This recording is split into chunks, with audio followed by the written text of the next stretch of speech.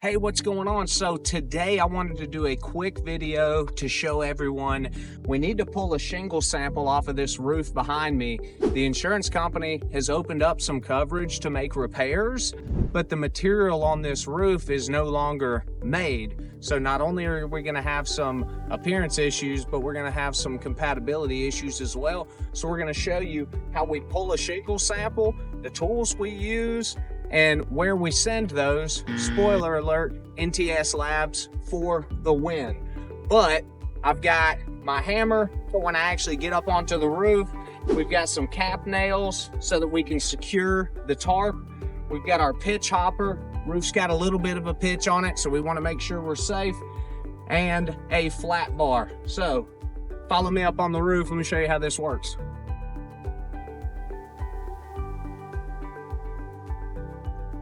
All right, so when the insurance adjuster came out, they took this shingle sample. They're going to send it off to ITEL. The adjuster actually asked us if we already had a report. We do not. Normally, we want to get coverage opened up first, and then if compatibility or availability becomes a thing, we address it at the time, which is where we're at. So to avoid, you can see there's obviously 3 tarps on this roof already. To avoid a fourth, I'm just going to remove this tarp here and grab this one shingle down below here because it hasn't been nailed through. So this is going to be the shingle I am going to use. So after I remove this shingle here, the tarp that I'm going to put on, I'll actually go up one extra shingle so I can cover this thing up completely. But for right now, I'm going to go ahead, cut this tarp out. You can go through and rip these out if you want to. I just don't want to damage the surrounding shingles any more than we would need to.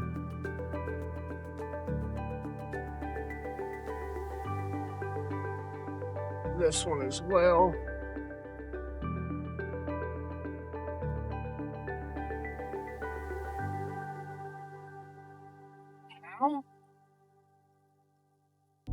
Hoodie pockets are good for stuff like this.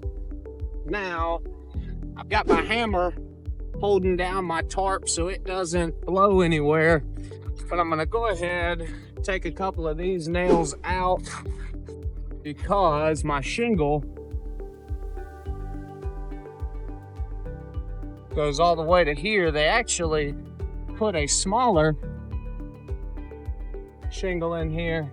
I'm gonna go ahead and take some pictures of this because they put a smaller shingle right in through here so that they didn't have a shorter one in the valley.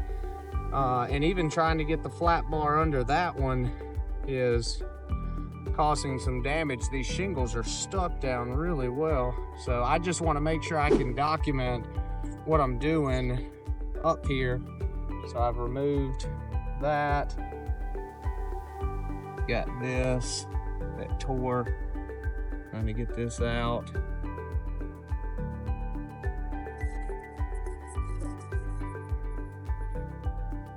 See, that one is just chewing these shingles up. This one, when you've got these roofs that are older, they're just so hard to do any repairs to. It just destroys them. It'll tear the ones that are under it. So now need to get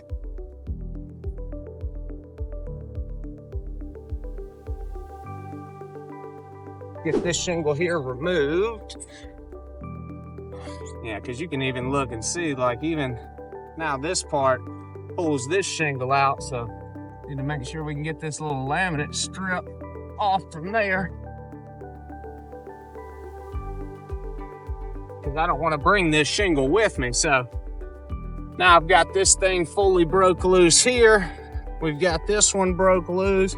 I'm gonna go ahead and go grab my nails. You're typically going to have somewhere between 4 and 6 nails on here, and the shingle extends up about 13 3/4, 14 inches, something like that, from the bottom of the shingle to the top. So your next nails will actually catch the top of the shingle. So when you put 5 or 6 nails down here on the lower line.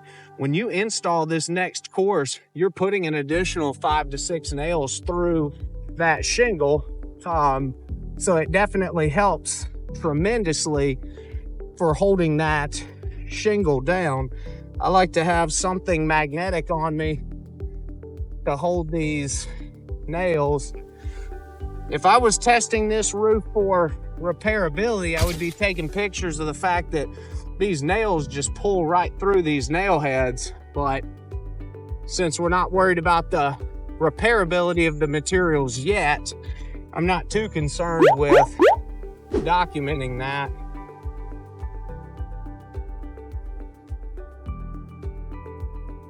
Same thing here. Now going up under here, and same thing, I want to go find the nails that are through these shingles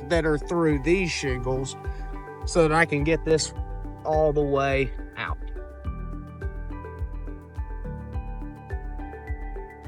And then nothing else is holding this in place.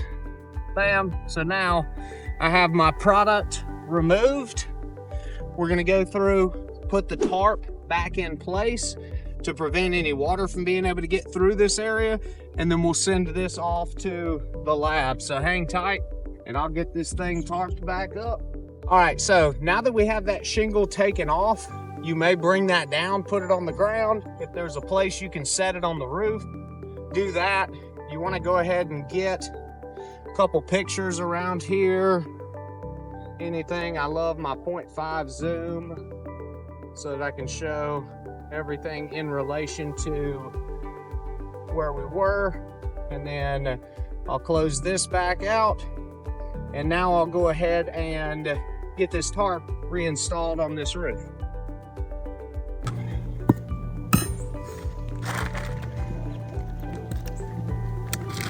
And now that I'm done with that, I'm just gonna trim the bottom off.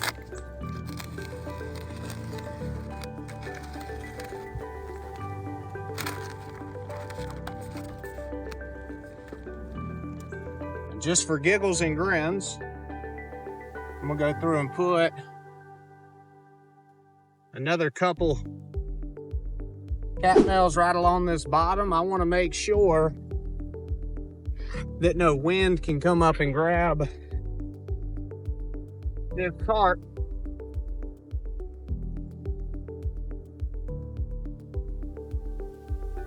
Then I just want to make sure I'm clean.